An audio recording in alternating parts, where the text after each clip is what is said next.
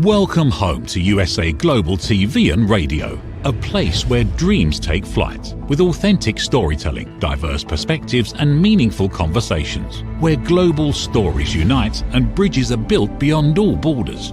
Discover world-class education, entertainment, hope and inspiration. Together, we're building bridges worldwide. Subscribe to our channel, USA Global TV. Download our app, USA Global TV. Be our guest or join our team. Visit usaglobaltv.com. Thanks to our founder and executive producer, Dr. Jacalyn Kerbeck. Music score by Yeffy Tang from Cloud Road Music. Voiceover artist Mike Porter. Creative direction by Paul Garcia. USA Global TV and Radio, your home for global connection. All rights reserved. This video and its contents are the exclusive property of USA Global TV and Radio. Unauthorized use, duplication or redistribution in any form is strictly prohibited.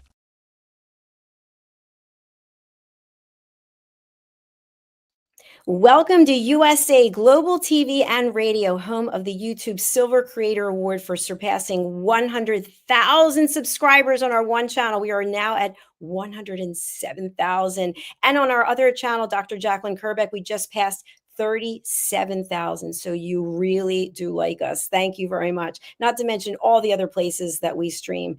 I'm Dr. Jacalyn Kerbeck, and our show today is the show about judgments. Shh. We don't want to be judging anyone because it is actually a sin, but yet we do it all the time. And that's what caused me to write my book, Holy But Harmful. And we now have the new workbook, The Silent Sin of Judgment Companion Guide. Why? Because we're always judging. I'm judging. I just was being judged. And we need to learn the skills of how to be aware of it so we can cut back on it. So we can say, you know what, the three questions that I say all the time: is it kind? Is it necessary? And is it true? Ask yourself that before you speak.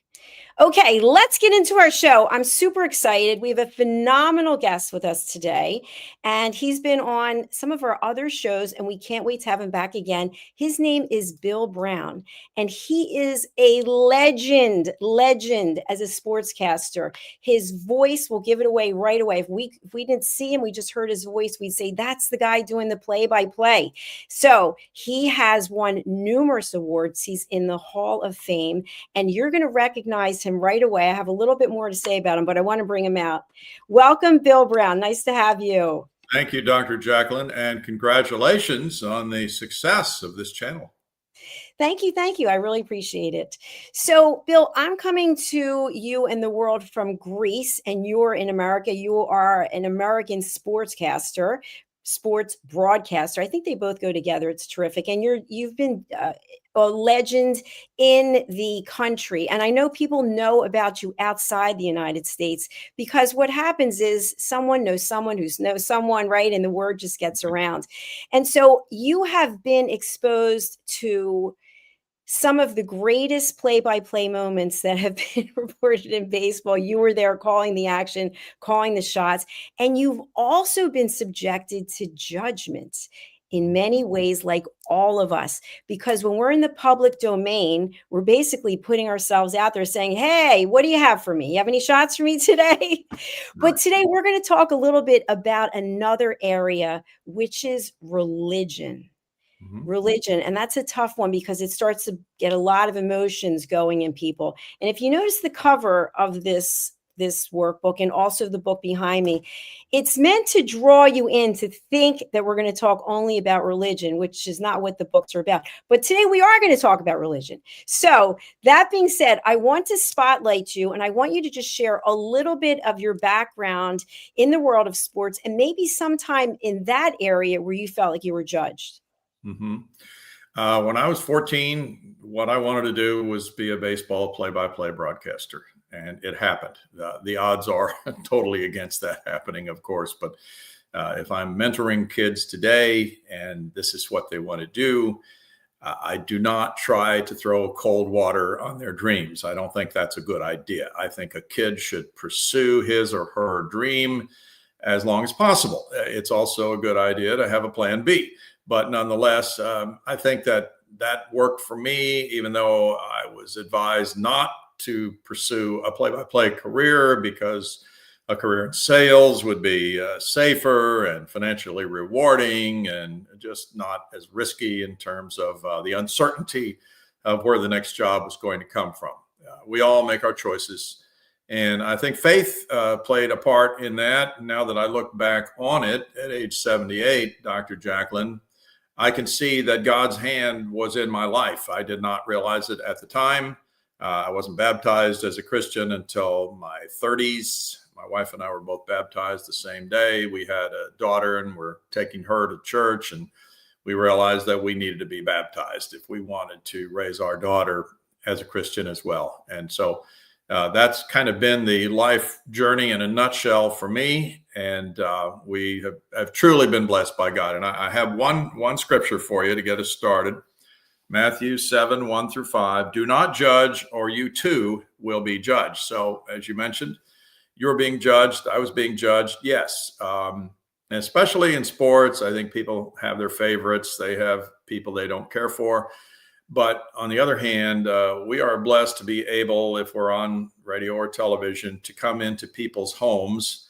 And in baseball, that is many, many hours during the summer, we are allowed to come into people's homes. So it's a matter of people being comfortable with us on the air. It's a matter of credibility and all these other things that go into their choices of how to listen or watch a sports event. Very well said. Thank you so much, Bill.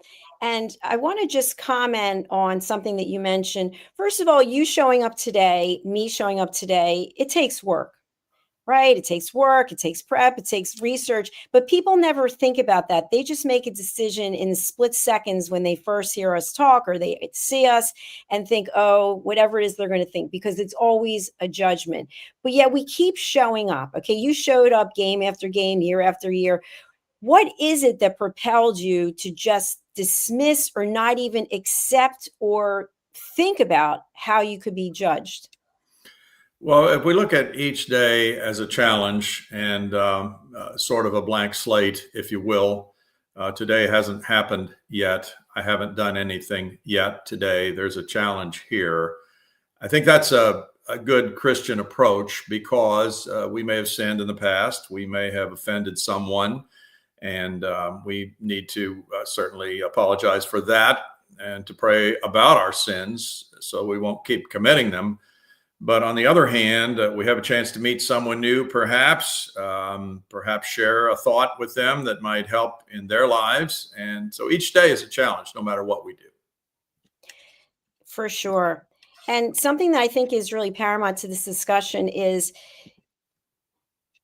we are brought up or not brought up with religion, and we're raised to believe a certain thing. And then as we get older, we may or may not still embrace it.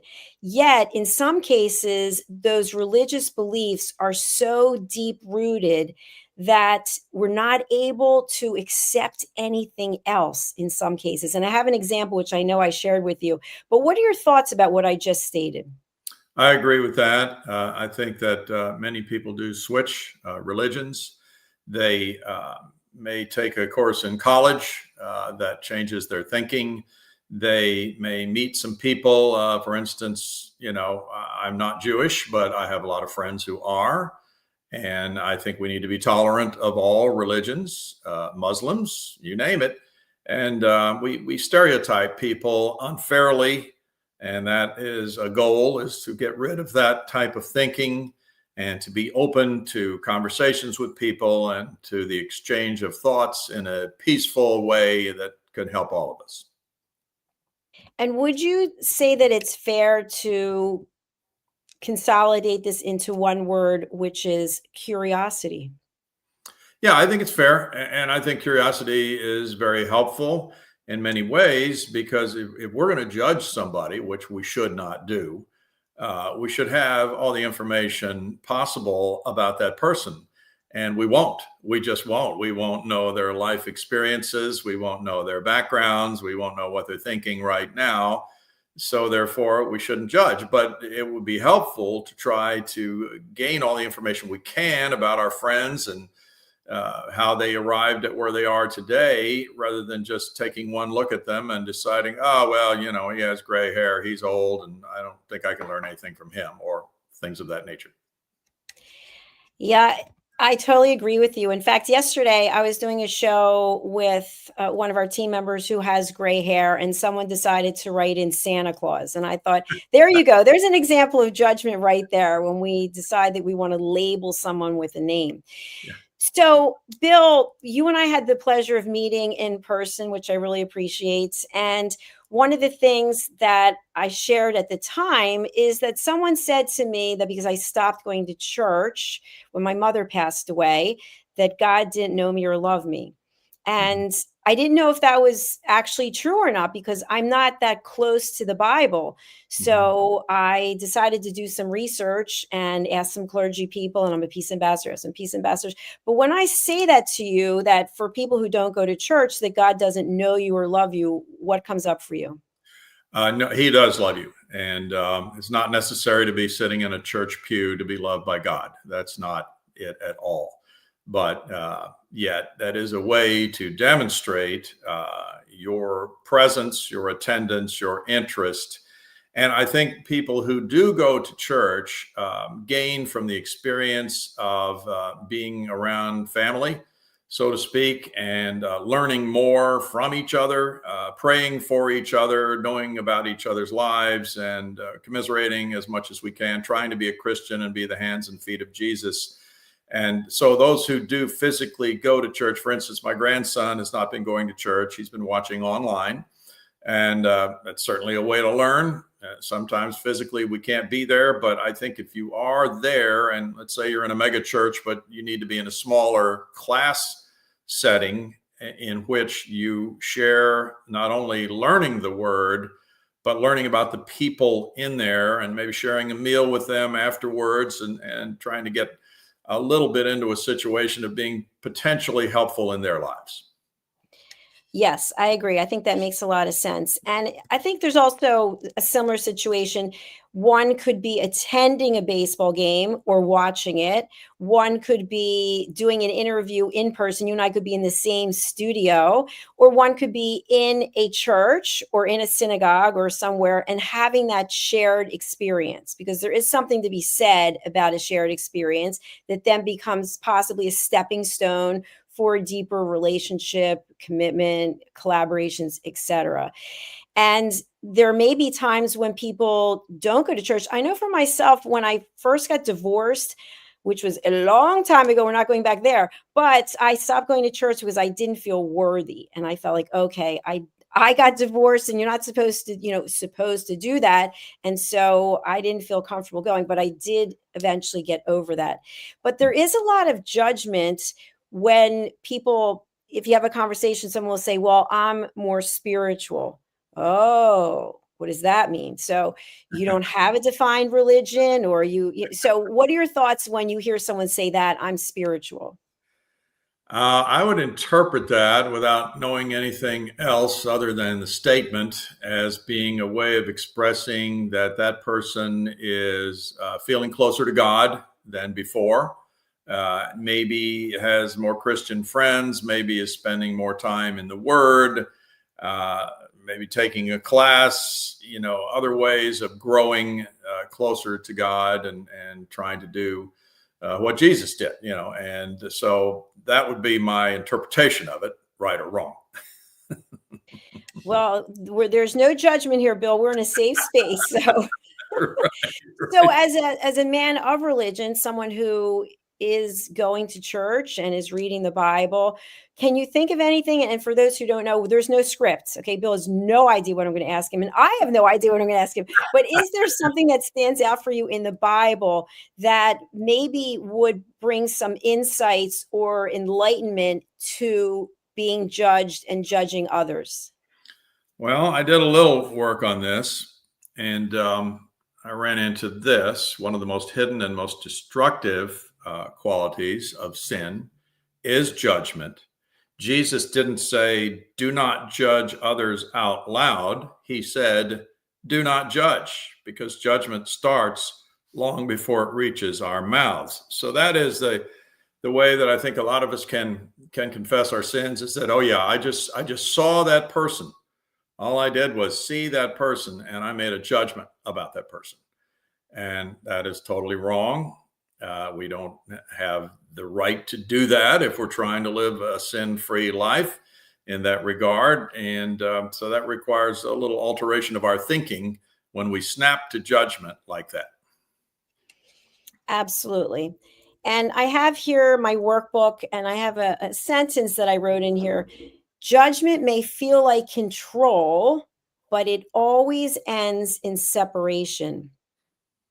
So we're putting a wall between ourself and the other person. And so we may feel empowered that we just made some statements that God doesn't know you or love you. So now we have the power. But what we really did was we built this big wall between the two people.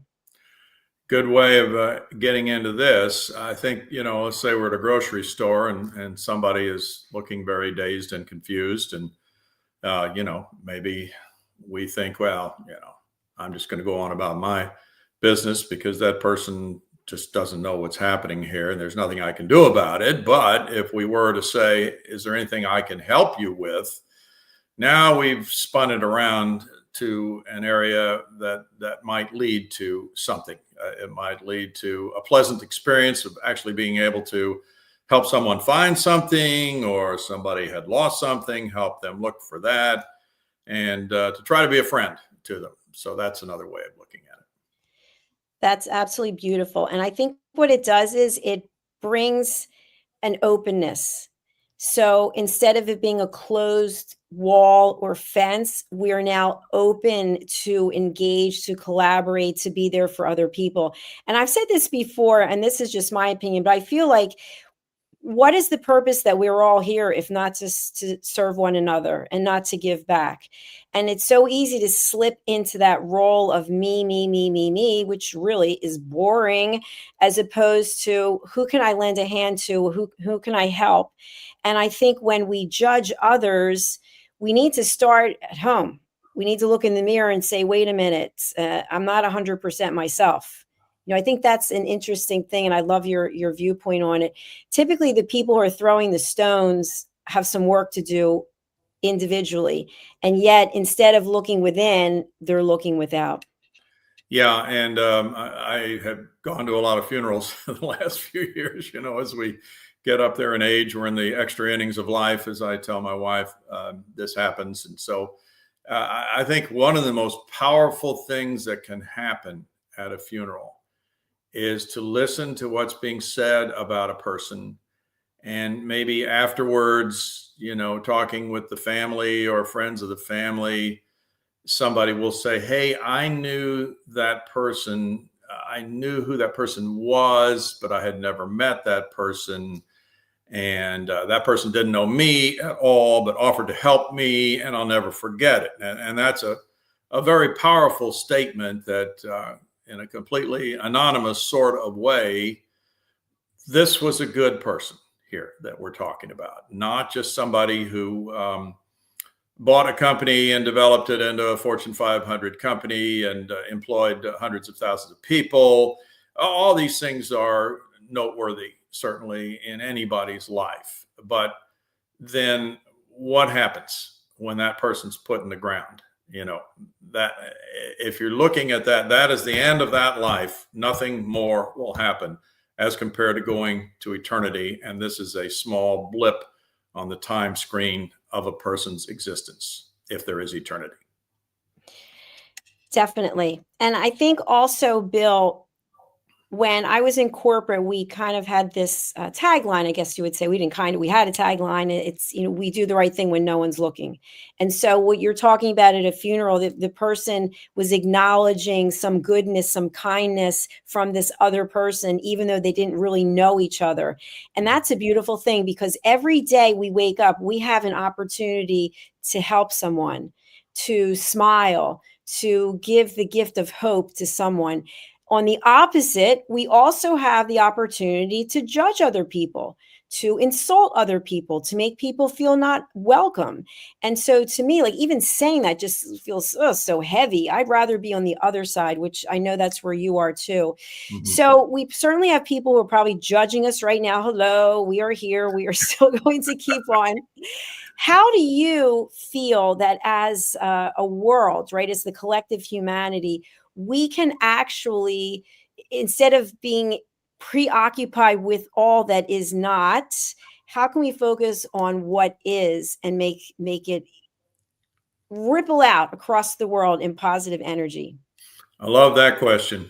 And I think there are some things that for me are very positive in the world right now. There are many negatives as well, of course, with the wars that we have underway.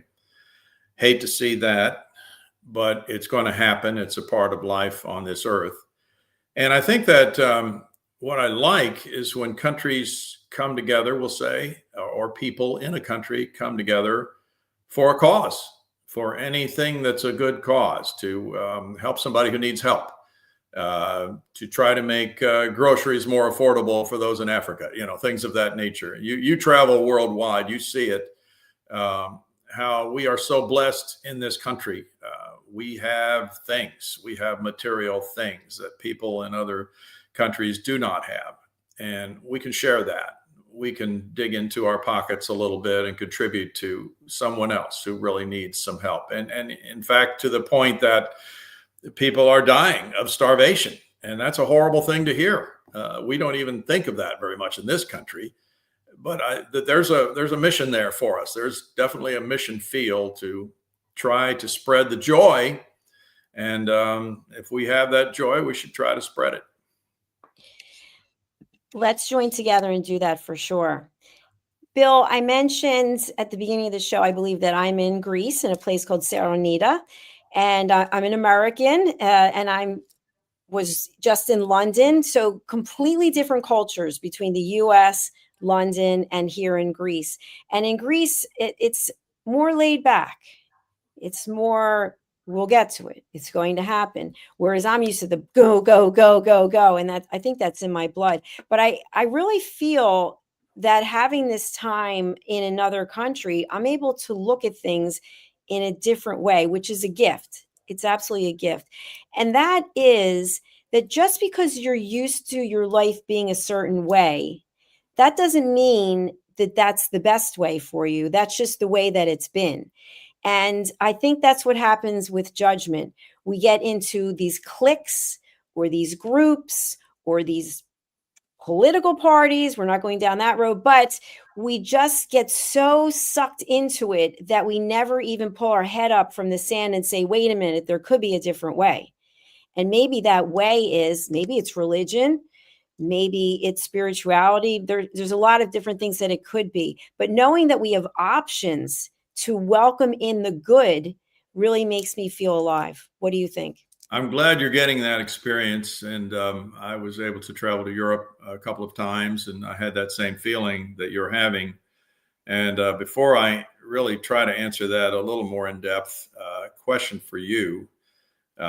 London, for me, is more like America. I have not been to Greece, but I would assume Greece is more like what I've experienced of the other European countries. We have a granddaughter who's in Spain right now studying, and we've talked with her about, well, what's your mealtime like? Well, we have a light breakfast, and then we don't have lunch until about 2 or 3 in the afternoon, and then we have nap time, and then we have a late dinner that's not very heavy, about 8 o'clock, 9 o'clock at night. And this is, of course, so totally foreign to us. We just were not raised that way, but yet I think we can see, and I don't know what the lifetime statistical tables say, but I think that lifestyle of being more relaxed, not pushing as hard, not trying to accomplish 4 tasks in one day and finish projects and things of that nature, like we Americans tend to do, and I'm overgeneralizing, is probably going to lead to a shorter life. And so I find it an interesting comparison, and I'm sure you're able to feel that right now in Greece. Yes, we get frustrated as Americans because we are raised to accomplish things. It's all about, what we've done, what's on our resume, how the company is doing. If we can get 10% more production this year, it's going to be a successful year. I don't think that's a huge worry to many of the folks in Europe. And it's a good learning experience for us that we get all tied up in these things to the detriment of our health and well-being sometimes. Yes, it can definitely affect our health, just like judgment can. And I appreciate your question. Yes, London and the US, I would say, have a lot in common, depending where on the US you are. It's that go, go, go, go, 3 tubes, 1 train, walking a mile. But I really love that. And so I have kind of a different perspective, which is I have ulcerative colitis. I've had it since 1991. It's always there in the back of my mind. I'm in remission. But I think to myself, I only have so much time to do what it is I want to do. And I spent so many years in corporate, which was great, but I feel like I'm really alive now. And I feel like I work 90 hours a week, which I do by choice because I don't consider it work. And I just can't stop myself because I have something else that I want to do. So I feel like if I take a lot of time and slow things down, that my clock could be ticking and I won't get to do all the things I want to do, if that makes any sense. Oh, I completely understand. And the later you get in life, the more you are aware that your time remaining is short. And so there is that also, that factor. And I think you also, a person in general, based on my experience, disclaimers, is you start to realize when you're being judged and who's judging you, and you make some choices. You start to set some boundaries, and maybe you're not expressive with it. You're not calling the person and saying, hey, by the way, just someone's let you know, but you take some distance. You take a step back, and maybe you don't invite people that you would have invited before. Maybe you stop going places you used to go because you realize the clock is ticking and you don't want to waste time feeling unloved or unsafe. Yes, definitely. That's true. We live in a 55 and over community, and everybody seems to get along pretty well here. I'm sure that's not true in every case, but we do get to choose our dinner companions more often than in the past, more often than when we were still working and before we retired. And we have that right. On the other hand, I think it's nice to have a diversity of experiences too. We're not going to like everybody. Not everybody's going to like us. We know that, but it's a matter of tolerating and trying to learn, and maybe we can, make it a little more workable as we spend more time with people. Absolutely. And we've been talking a little bit about religion, and I want to continue on, but in a different segue, which is if you think about baseball, for example, and you have players who are at the top of their game. It could be any sport. Mhm. They're at the top of their game. Their conditioning is at the top. They're spending so much of their time dedicated to the sports, maybe watching videos from other games, and they're getting coached, and then they get injured. Mhm. And maybe they get judged. And all of a sudden, their whole life changes. And sometimes people turn to religion and say, God, please help me understand, what is it I need to do? So my question for you is, because you have been calling the shots and in the limelight for a very long time, what have you experienced when baseball players were at the top of their game and then they fell off, and how did they deal with it? Some did not deal with it well at all because they feel this is the essence of their persona, and they're not able to do what they think they were created to do. And others look at it as if, well, wait a minute now, I didn't fully appreciate the blessing that I've had to be healthy for all those games that I did play. And now I have to slow down. And I'm not that star player anymore. But what can I do to help? Can I pass along a tip to a teammate? Can I study some things that I wasn't doing very well so that when I do recover from this injury, I'll come back and have a better understanding of what I need to do? Because, in baseball, it's warp speed. It's 162 games in 180 days. And there's not much time to think and analyze. Although, as you said, they do look at videotapes and they do analyze what they do on the field as much as possible. but still things are moving very, very quickly, and they are being judged, and they're being judged by their paycheck. So there's a lot of pressure there, and it's hard sometimes for players to shut that out and to go out and compete. Thank you for sharing that, Bill. I want to talk about another aspect of religion. And I've actually met people who have gone through this experience. They were not religious, and something happened in their life that really set them back. And now they turn to religion. And so when they turn to religion, other people will say, oh, so now he's turning to religion. He didn't believe or she didn't believe for all these years. And now they don't believe that the person is really religious. And so it just goes round and round. You whatever you do or you don't do, people are going to judge you. Right. And I think, you think about somebody who's being raised, let's say from the cradle, say they were born to missionaries and they've always been religious and all the way through their lives, as compared to a hardened criminal who is being put to death and has a conversion on death row. And now he, like they, will wind up in heaven.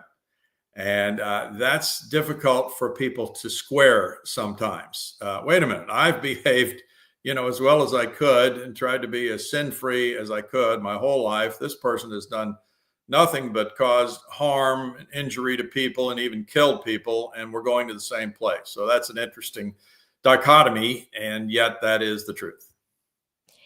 And so, how do we as humans rationalize the fact that in believing in God, that we are forgiven for our sins?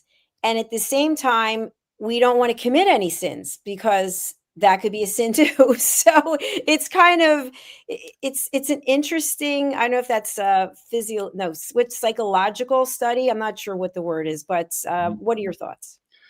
Well, I think the older we get, the more experience we get in our faith, we understand, hey, look, I'm so disappointed in myself in what I did. I just cannot believe I have lived this long and I said that to that person.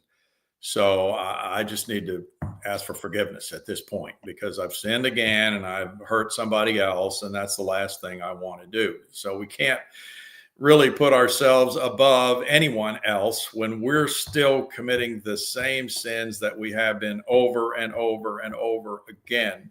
All we can do is ask for forgiveness, and we're all on an equal scale in that regard. We all need forgiveness. Absolutely. And something that I also think about, and I tell people to listen to your body. Your body will tell you if it needs a rest or it needs food, whatever it needs, but also listening to our intuition. And so, what I'm trying to rectify in my own mind is if we listen to our intuition, are we avoiding are we not committing a sin because our intuition is good and clean and we follow it? I don't know. That's just there could be a hypothesis. Yeah. And I've had what I thought was intuition before, and I didn't pray about something. So that I think, if you're talking about raising grandkids or investing in a charity and, giving a lot of money to a charity, anything along those lines, it's a big decision. It's going to affect far more than you. And I think that's a time to pray about this big decision. Intuition, yeah. Sometimes you can trust your intuition. Sometimes, as history will show, you were wrong with what you thought was intuition. So I try to pray about it because it is important. And I think we want to make sure we're doing the right thing before we proceed. Absolutely. I agree with you. I pray many times during the day and I wake up and give thanks, thanks just so I can see that I can breathe because I watched my father, he couldn't breathe. My mother, she couldn't hear. And so many things that we take for granted. And I just would wish that from this episode that people would acknowledge the fact that, hey, maybe I am judging. Maybe we're all judging, and let's just be aware of it because we're getting some judgmental comments from people actually, which I'm not going to share because I'm not going to give them a platform. But when we judge, we're showing the world who we are. And so I always say, believe it when someone shows you who they are. Yeah. And I think we've all had lifelong friendships, and we know those people extremely well. And we've had friendships of a week, and we still feel that we know those people pretty well because they're not afraid to reveal things about themselves, mistakes they've made, things of that nature. And so there are different ways of arriving at friendship and that level of friendship. But I think the deeper we go down this road, if we're, admitting our sins and admitting that we need to improve, I think the closer we can grow to other people. Yes, I'm right there with you. And something I just want to share with the audience that I put in this book, the hidden costs of judgment. Here are some of them, according to me. Emotional drain. Judgment consumes energy and focus, leaving us tired and frustrated. Strained relationships. When others feel judged, they withdraw or become defensive. Lost opportunities. When we label someone, we close the door to the understanding or collaboration. And blocked growth. Judgment limits curiosity, creativity, and learning. Mm-hmm. Well, we are in a very competitive country, and it's very typical, I would say, for one guy to say, well, I'm so-and-so, I do this well. And there's a guy who he's not as good as I am at this, but he's better than I am at that. But still I'm, and it's all about competing with other people when that is not very productive, actually, at all. That's true, because it starts with us. And what I would share with people, I'm in my third round of training as a peace ambassador, and we just were focusing on what we put out into the world through social media. And so the one area that is really in need of some further examination is, do we have the data to back up what we're putting out there? So sometimes people will just post something that they saw someone else posted, and they didn't even bother to research it to see if it's actually accurate. In the meantime, it's getting more and more views, and someone's life could be at risk. And so the case that we actually looked at, the case study, someone ended up getting killed because of what was on social media, and people didn't bother to do their own research. They just were so judgmental and thinking, this is the absolute truth.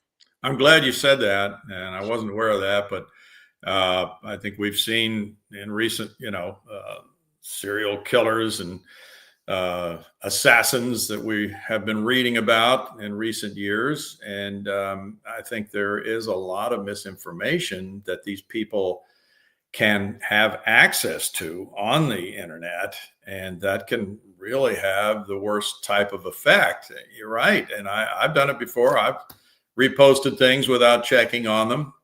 And it's not a good practice. It's just not healthy to do that, because we should, if it's on your Facebook page, we'll say, or your Instagram page, then I think you have some responsibility for what you're posting. And if someone else posted it originally, it bears checking out. Good point. Thank you, Bill. And also, I just want to share that not everyone out there is going to like me. I'm sure everyone loves you, but not everyone's going to like me. And so you don't have to. I'm not trying to win anyone over. But what I would like people to take away from this episode is the fact that you have a choice when you wake up in the morning. Do you want to put your energy into something positive and maybe achieving a dream that you have, or do you want to put it into posting negative things about people that you don't like? Because that's how you can spend your time. And some people are doing that right now. That's why I'm calling them out on it. You could spend your time posting something positive instead of something negative because you want to be political, and that's your choice. Yeah. So when it comes to these issues that people are highly charged about, what I always say is that I choose not to engage. Mm-hmm.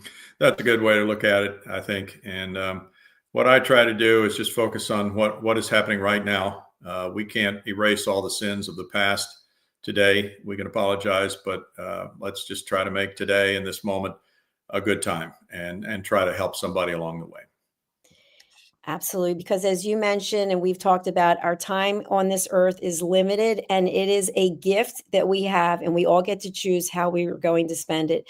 So, Bill, thank you for spending your time with me and here on our platform. We do have your Instagram if people want to reach out to you. Is there any message you want to leave with people before we close out today? No, I just want to emphasize that God loves you, and no matter what you've done, it can still end with your trip to eternity if you just embrace Jesus Christ as your personal Savior. Very well said. And that's a great way to close out the show. Thank you so much. So Bill's Instagram information is in the notes if you want to reach out to him. I really appreciate it. And Bill, thank you for spending your time here today. And I look forward to seeing you again. Thank you, Dr. Jacalyn. Thank you. Bye for now. All right. Thank you to all of you who are engaging, and I really do appreciate it. I'm not here to judge either. I'm just here to educate and give some awareness and some questions for you to consider. How am I choosing to show up? Because as we know, people will judge us in the first few seconds. And of course, that's a judgment. And then they may choose not to engage anymore. So if you're spending a lot of your time posting things that are negative, that's okay. That you're showing the world that that's who you are and that's how you choose to show up. And so for the rest of us who are positive, it puts us in a good place. So I'm going to celebrate the positive. I'm going to give thanks to God and thanks to all of you who are watching, and just acknowledge the fact that you are important. You matter. You make a difference, and your voice deserves to be heard. So I'm going to leave you with the 3 questions again. Before you speak, before you post, all the people want to post negativity. Is it kind? Is it true? And is it necessary? And I want to go back to the one about, is it true? Sometimes we manipulate the truth so that it goes along with what we want people to believe. So we take part of the information and we leave out the rest, and we decide that that is the truth.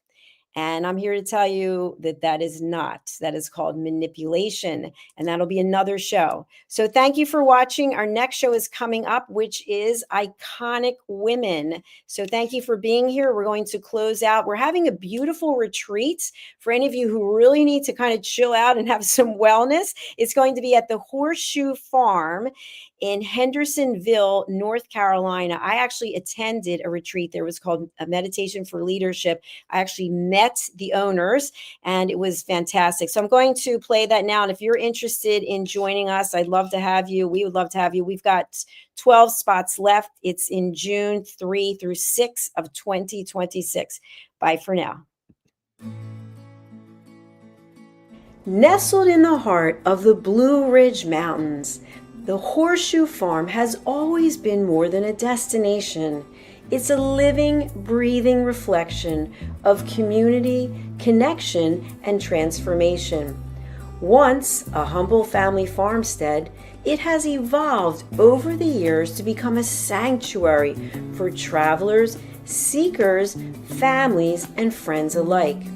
Originally reimagined by the Turchin family as an Airbnb property, the farm began its journey into hospitality with simple roots, welcoming guests to experience the beauty and peace of the sacred land. As word spread and the vision deepened, the property organically blossomed into a boutique resort, rooted in the values of slow living, intentional experiences, and the magic of gathering. Today, the Horseshoe Farm is a 90-acre experiential retreat that merges hospitality, wellness, and culinary excellence. It is home to the Stable Spa, the Silo Cookhouse, distinctive lodging options, and a curated calendar of events that nourish mind, body, and spirit. Our guest experience is designed to be both grounding and expansive, where the comforts of luxury meet with the simplicity of nature. At its core, the Horseshoe Farm is about transformation of land, of self, and of community. We are proud of where we've come from. We are confident in who we are today and excited for the road ahead. Hello, I'm Dr. Jacalyn Kerbeck, also known as the Listening Mentor and President and Founder of USA Global TV and Radio. I had the opportunity, the pleasure of attending a retreat at the Horseshoe Farm just recently.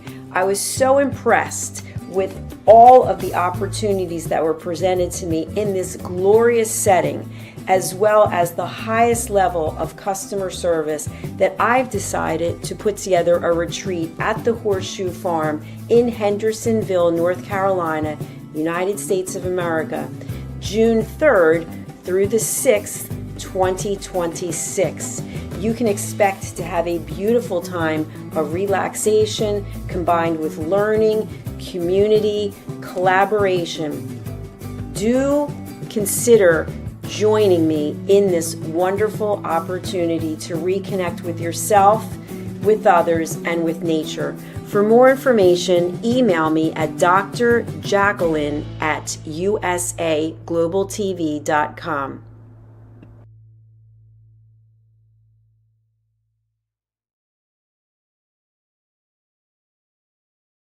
Thank you, viewers and listeners of USA Global TV and Radio, for joining us today. We're honoured to have your time and attention as part of our global community.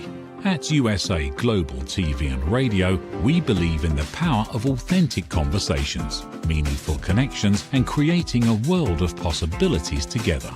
Want to be part of something bigger?